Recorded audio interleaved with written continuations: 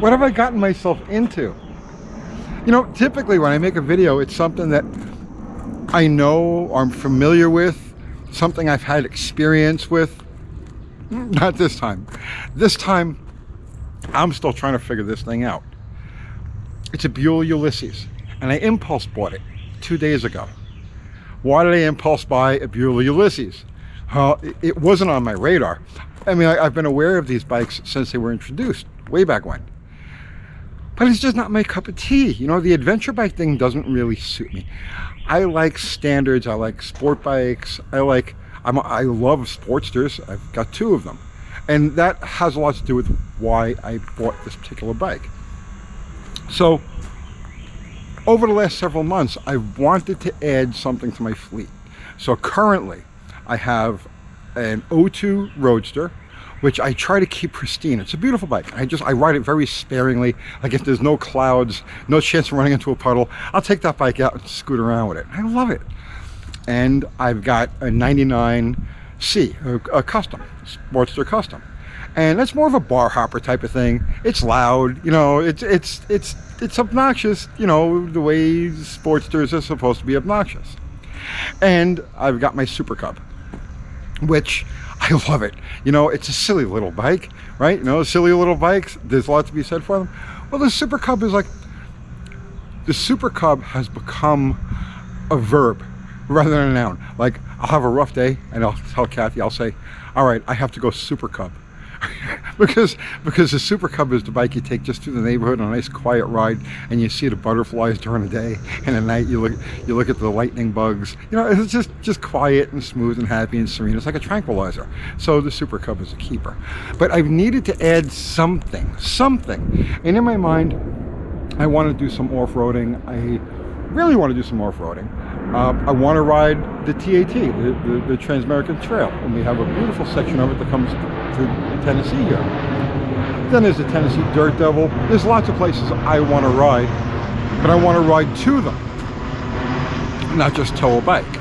So over the last several months, I've been tossing and turning. I've been looking at every possible option. I was really leaning, okay, you go back to when Harley Davidson introduced the Pan America, and I was like, yes, I'm gonna go buy a Pan America. And I went right to the dealer. As soon as I knew that they had one, I went right to the dealer, and I looked at the bike, and I'm thinking to myself, you know, yeah, it's got a lot of power, it's got a lot of this, it's a you know, it kind of fits the bill, except it's too loaded down with technology, and it's not the Harley Davidson that I know. Harley Davidsons are air-cooled, 45-degree V-twins. They vibrate, they have a personality, they're miserable, they suck. I know, but I love them, okay? Especially Sportsters. And the Pan American just didn't fit. So I wrote that off. Then I started looking at Himalayans. I says, okay, I'll get a Himalayan. That kind of fits the bill.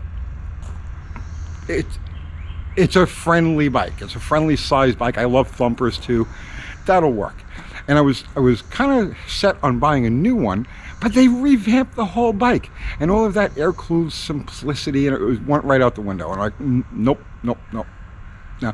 And all of the local used Himalayans I'm looking at, they look a little hammered. They're overpriced for what they are, so I kind of wrote that off. Then I said to myself, you know what? Go get a Chanda.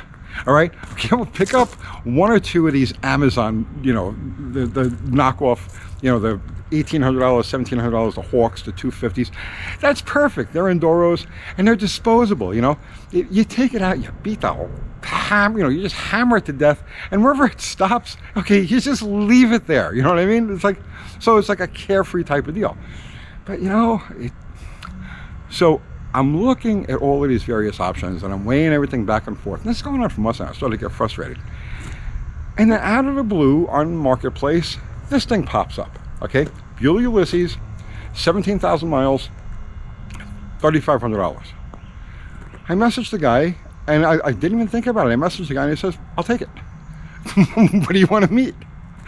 And it went, that's as quickly as I made a decision. I didn't even see it in real life. I was like, yes, that's the bike. I'm just going to buy that, and I'm going to be cool with it. Well, I'll tell you what. It's not what I expected. I'm still trying to digest this, because this is the first day that I'm out with this bike. rolling around with it, getting to know it. All right, so the day that I bought it, he ran it here to the shop, and he had knobbies on this thing, okay? I mean, like full-on knobbies, dirt bike tires. This is day before yesterday, right? So I drop him back off in Nashville. I come back here and I'm going to take this thing for a ride. I have never even sat on it before. So the first thing I notice when I go to sit on it is that I don't really fit this bike, okay? I'm 5'10". This thing is extremely tall and it has a wide seat. So unlike a dirt bike, which is tall and has a narrow seat, this thing has a wide seat, and that takes up a lot of my inseam. So for me to sit on this thing, it's like I'm like a 5'0" girl on like on a Road King. Okay, that's like you're trying to kind of balance and stuff like that. I'm on my tippy toes with this bike. All right, that's fine. I fire it up. It sounds exactly the way you expect it to sound. Actually, it sounds like an old iron head. It has the rattling and the, you know, that looseness kind of feel to it, that same vibration. I'm like, oh, this is old home. But everything else is kind of unusual to me. Now, before I go any further, this isn't my first Buell experience. Years ago, I got a buddy named Brandon, and before Brandon became the fine, upstanding citizen that he is today, Brandon liked to party, and Brandon's only means of transportation was a Buell. And I used to often, usually like once a week, I'd get a call in the middle of the night from Brandon, Tony, can you get my bike? And he'd give me the address wherever he left it or forgot it, or just he was smart enough to not try to ride it home. And I would make my way to wherever the bike was and ride it back to my place. And then, of course, like any good buddy looking after his buddy's, you know, motorcycle, I would have to make sure that everything stayed lubricated and ready to go for him. So when he was, the hangover ended, he was ready to ride again. It was already warmed up. Gas tank was full. Go ahead, Brandon, go ride. So it wasn't my first experience with Buells. Now, I liked that bike. And the thing is, back in those days, my tastes towards sport bikes were definitely more jaded. In my mind, sport bike, it's got to be Japanese. The party has to start at $7 grand. You see what I'm saying? It was that kind of thing. And while the Buell was fun and it was a cool novelty to ride every once in a while, I wasn't compelled to buy one. So that was my introduction to Buells. All right, so this one here, as I was saying, I don't fit it very well. And I fire it up and it sounds the way you want it to sound. It sounds like a Harley Davidson, right? So I put the kickstand up, I put it in gear, and I'm riding it out. Now keep in mind, this is on knobbies. This is on these knobbies, okay? And I take it out on the road here, and I'm man enough to admit I felt intimidated by this bike. I know it's got 100 horsepower, it weighs about 500 pounds. I know all about the torque, the Buell torque, okay? But I'm not comfortable on it. It's my first time sitting on this bike. So like the idiot that I am, I have this habit of whenever I'm intimidated by something, I show it who's boss. I'm gonna show you who's boss, right? So the very first thing is, I get on a straight piece of road, first gear, I roll into it, put my weight down on the handlebars, because I know it's gonna wanna stand up. Put my weight down on the handlebars, I power shift second, it lost the front wheel, and I'm like, man, this is just right. Not on knobbies. 100 horsepower bikes, 500 pound, 100 horsepower bikes on knobbies are not the thing to use on asphalt. So I got about halfway through second gear and it just decided to lose traction and right, one of those things. So I was like, nope. Luckily enough, the bike came with a set of the original style tires that were on this bike. They're used, but they're like relatively new. So yesterday I dropped this thing off over at my friend Caden's place. So Caden, he's an 18-year-old professional stunt rider. He's a Harley Davidson stunt rider. And Caden takes one look at this bike and he pronounces it cool. So I'm like, that's all I really need. So last night in the rain, I had him swap over the tires on this thing while I did our live show. And this morning, all morning, I'm riding this thing around and I'm trying to wrap my head around it. And I'm also trying to understand how I managed to live my life to this point without owning a Buell Ulysses. It is the most enigmatic motorcycle I've ever encountered. Right? I mean, literally, I'm pondering this motorcycle. And it's so capable that I'm pondering this motorcycle as I'm ripping down a gravel road at like 65 miles an hour, completely stable. And I'm saying to myself, Ulysses, right? You know, so the name, it's right in the name, right? It's right in the name. Ulysses. Okay, so that's not a common name, right? But when it does appear in history, it's always a bigger than life or enigmatic thing. You know, like think Homer's Odyssey, right? He must have named, Buell must have named this thing after the Odyssey, okay? That doesn't really describe it though, right? Why wouldn't you call it the Odysseus, which is like more common, more descriptive? Why Ulysses? Maybe there's another aspect of it, right? There's the novel, the infamous novel Ulysses, the one that takes people months to read and years to understand, right? Maybe that's, you know, what they were after with the name Ulysses. No. Ulysses S. Grant, the duality of Ulysses S. Grant. At the same time he was the savior to the north, he was Satan incarnate to the south, right? Maybe that's what they had in mind, Ulysses. Okay, what about Acid Rock? Okay, you know, Tales of Brave Ulysses, you know, Cream, right? Maybe that's, you know, the inspiration. It's all of them. It's all of them. The bike fits all of those descriptions. It's amazing. Listen, I can ramble on about this like for another hour, but I'm going to give you a quick tour of the bike, and then I'm going to shut this off and go ride more because I need to ride this thing often and far. So, all right. So at the heart of this thing is a 1200, okay, on the surface it's a 1200 Sportster motor, all right? It has all of the hot rod Buell stuff, okay? It's the Thunderstorm 1203. So it's got the same bore and stroke as the standard Sportster 1200, but it's got bigger fins on the jugs. It has the big heads, you know, big valve heads. It's got special cams. I don't know the spec on the cam, but they're definitely different. It's got a 5-speed transmission, which is the same as the regular Sportster 5-speed transmission. And of course, it's air-cooled. Some of the main differences between this and a regular Sportster, so, you know, the Sportster would have a side mount induction system. Well, on this, it's actually top mount. And what you think is the gas tank is actually the airbox. So that's, I think, the main difference, you know, visual difference, I would say, between the two engines. Of course, you can't really see it, but if you would have this thing out on the ground, that would be the tip-off that it was a Buell engine, a late Buell engine, because the air intake would be up here and not in its usual spot. So it makes 103 horsepower, and it makes it all at once, almost like a two-stroke. And the horsepower isn't even really the story with this bike, it's the torque. It's a bottomless pit of torque. It's there all the time. It's just, you look at the throttle and it just shoves you ahead. Like, it's amazing. Smooth. Okay, so at idle, it rattles. It does all of the, you know, here, let me turn around so you can see the thing. It rattles. It makes all of the, you know, the Harley Davidson Sportster sound. I guess it's Ironhead. Right away, you start this thing up idle and you think Ironhead, okay? Low RPM, light throttle, it purrs like a kitten. Like, literally, it sounds like a kitten. It feels like a kitten. You know what I mean? I can't purr, right? But you get the general idea, right? Exactly like that. You know, just low speed through traffic, that type of thing.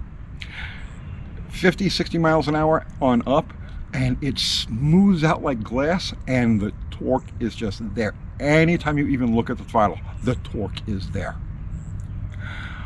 Okay, enough about all of that, right? So it has typical Harley Davidson belt drive, right? And it actually has an idler here, unlike the Sportsters or the other Harleys.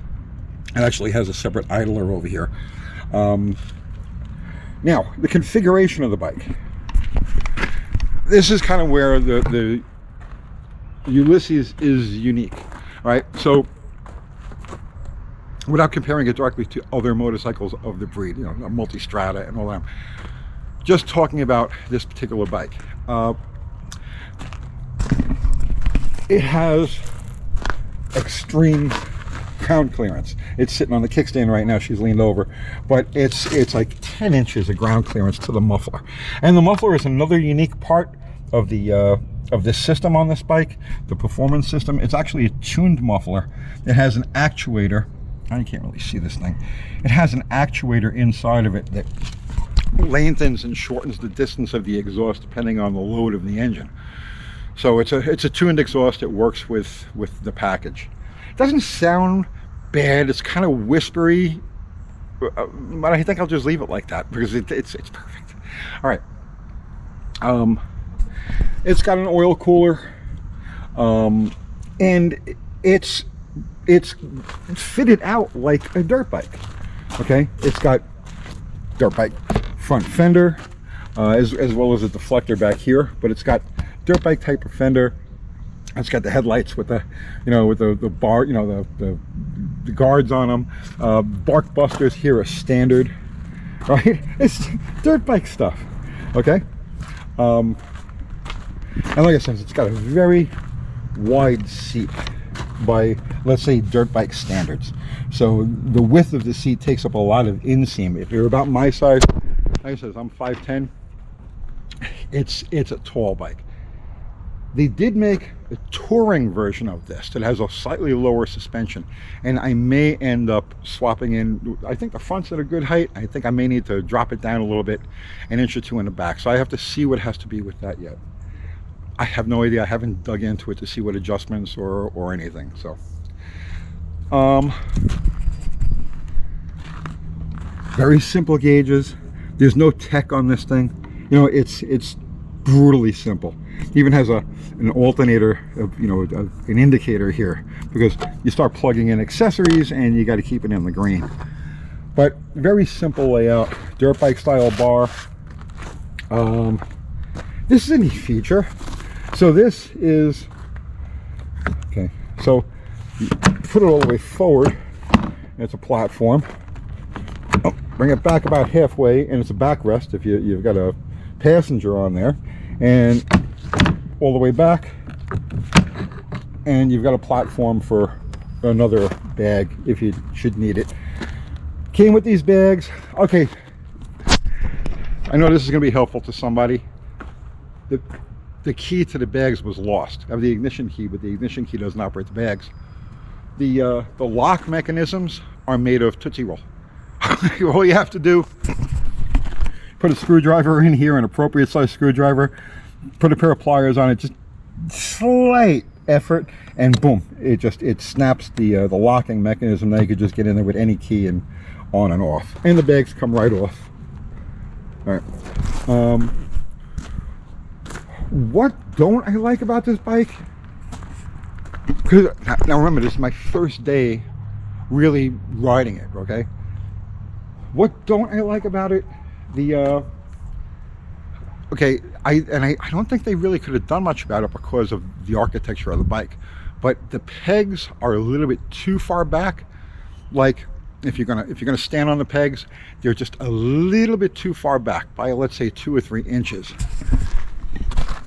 They would have been ideal right about here. But again, the way this thing is set up, and you see the shifter is reversed.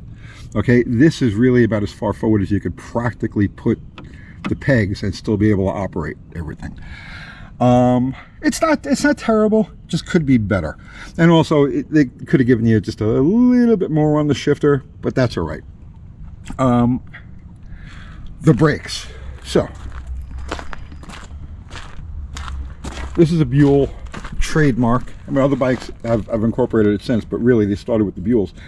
These perimeter mounted rotors. So the thing with this is, all I gotta say, it's got a single caliper on it, okay? But that single caliper is extremely effective because of the diameter of the rotor. So the leverage that the caliper has on the tire is massive compared to a centrally mounted rotor. So just the slightest bit of effort and these things go right to work. The front brakes are fantastic. The back leaves a little bit to be desired. They work. It's got a disc in the back, of course. They work, but it's vague. The pedal feel on this is vague. It's firm, like there's no adjustment, there's no bleeding that needs to be done. It works.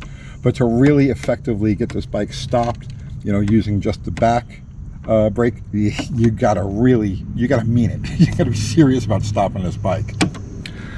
Other unusual things, and part of what makes these work, and like I said, I'm still wrapping my head around this bike, I'm still learning it, but the Buells all have a couple of unique features that really give this bike a sense of balance that you're not going to find anywhere else.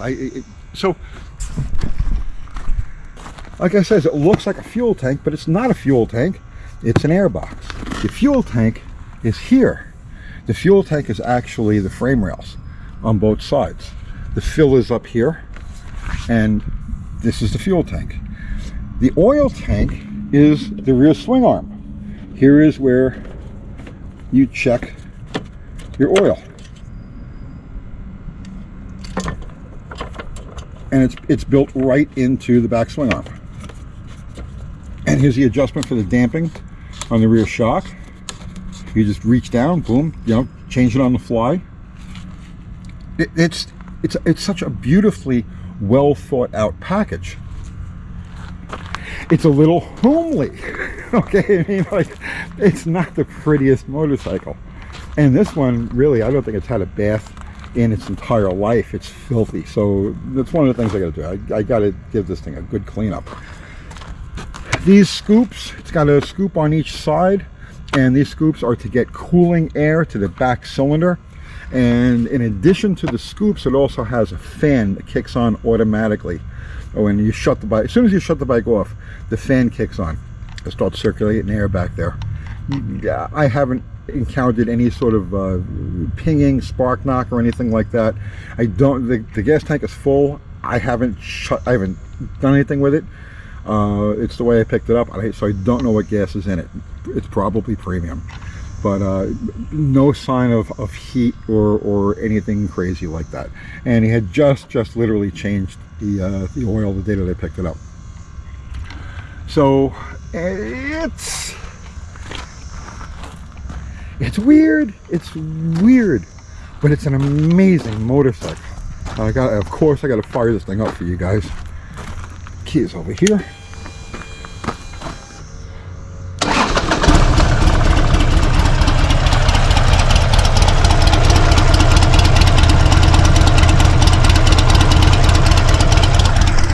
A little like a garden tractor, right? I love that. You have no idea.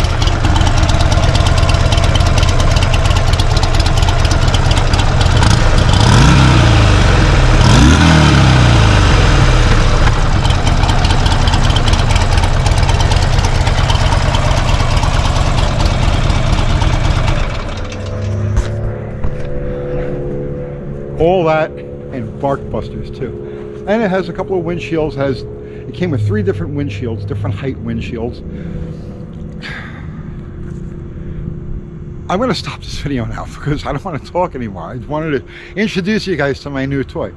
And I'm going to shut this off, and I'm going to get on it. And I am going to go find some back roads, like right now. And I'm going to tear this thing up a little bit. I don't know how I managed to go this far in life without ever owning one of these things. It's not a good daily bike, because just my experience now running around town, right? It's very unwieldy for around town use. But man, you get on the road, or you get just like this gravel roads, you could storm on this thing, and you have all the confidence in the world. You know, like Homer, like the Odyssey. It's just like you're ready, you're invincible. This thing gives you this sense of being completely invincible. Short, it gives you a sense of being short, but invincible at the same time. I'm going riding. I'll see you tomorrow.